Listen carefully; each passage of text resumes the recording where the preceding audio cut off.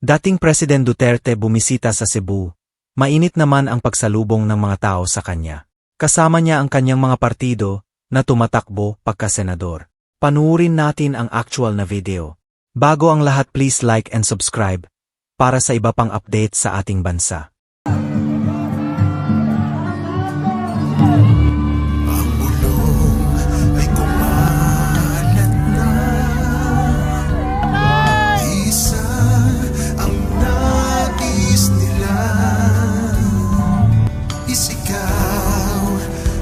Nadarama, Pilipinas muling magsama-sama. Pilipinas, Duterte pa rin ang tunay na nagmamahal sa atin. Laban niya ay laban natin. Pilipinas, Duterte pa rin.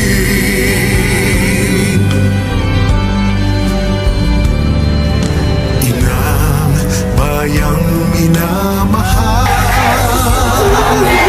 lagi kang ipagdarasal.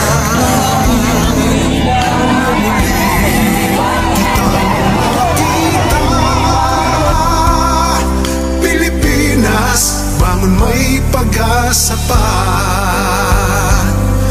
Pilipinas, Duterte pa rin ang tunay na nagmamahal sa atin.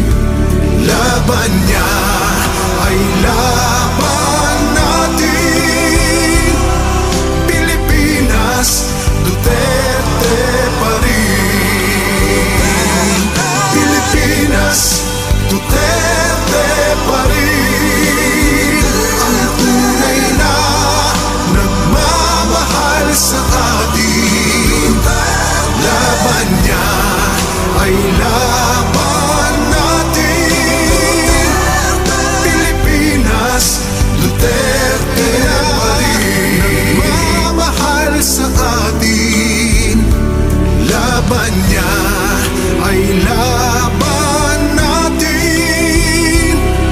Pilipinas, Duterte pa rin.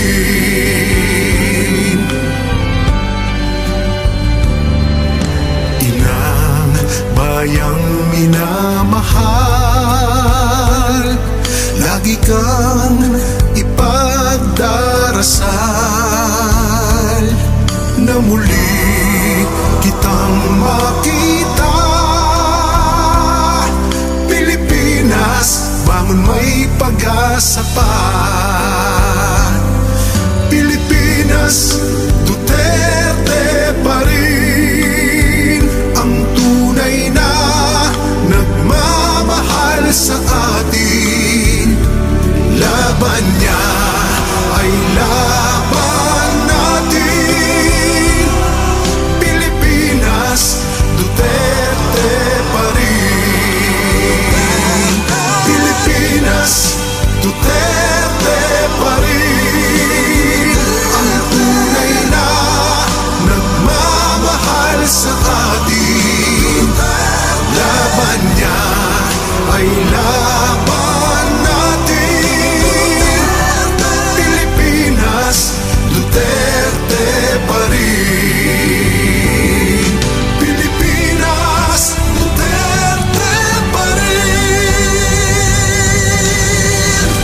Habang naglalakad si Tatay Digong Duterte sa entablado, ang mga tao ay sumabog sa malalakas na palakpakan at sigawan. Ang enerhiya sa hangin ay elektriko, parang ang buong venue ay matagal nang naghihintay sa sandaling iyon. Mabilis na tumayo ang mga tao mula sa kanilang mga upuan. May dalang mga banner at nagsisigawan ng kanyang pangalan ng may labis na sigla at pagmamahal. Sa bawat hakbang na kanyang tinatahak, ang kanyang matatag na lakad ay nagsasalamin ng respeto at paghanga na matagal nang naipon. Ang kanyang mukha, bagamat may bakas ng mga taon ng paglilingkod, ay may taglay na katangian, lakas, tapang, at ang hindi nasasabing koneksyon sa mga tao. Ang mga tagahanga, isang dagat ng mga sumusuporta, ay parang sabayang bumangon at lumuhod sa bawat galaw niya. Lalong lumakas ang palakpakan nang makarating siya sa podyum. Wala pang mga salita, pero ang walang hanggang suporta ng tao ay malinaw na malinaw. Talagang mahal ng mga tao ang lider na ito na nagbigay ng pagbabago sa kanilang buhay.